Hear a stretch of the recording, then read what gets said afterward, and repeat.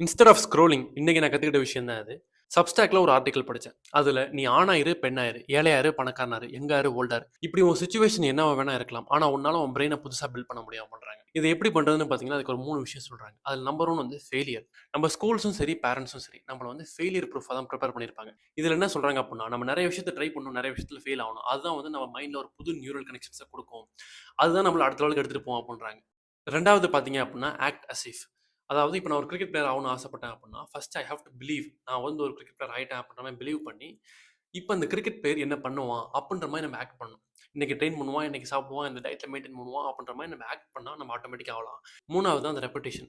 Repetition is the mother of all ஸ்கில்னு சொல்லி ஒரு பழமொழி இருக்கு. அதாவது நம்ம எந்த விஷயத்த அதிகமா செய்றோமோ, அதுவாவே ஆவோன்ற மாரி. இப்ப நல்லா நோட்டீஸ் பண்ணீங்கன்னா, இப்பலாம் நம்ம டெய்லி எந்த விஷயத்த அதிகமா ரிப்பீட் பண்ணிட்டே இருக்கோம், ரெப்படிஷனா அதிகமா பண்ணிட்டு இருக்கோம்னு பார்த்தீங்கன்னா, ஸ்க்ரோலிங். இந்த ஸ்க்ரோலிங் நம்ம அதிகமா பண்றனால நம்மளோட அட்டென்ஷன் ஸ்பேன் வீக் ஆகுது. நம்மளால எந்த கோலையும் அச்சீவும் பண்ண முடியல. மோட்டிவேஷனுக்காண்டி வெயிட் பண்ணி, வெயிட் பண்ணி அதே இடத்துல ஸ்டக் ஆயிருக்கோம்.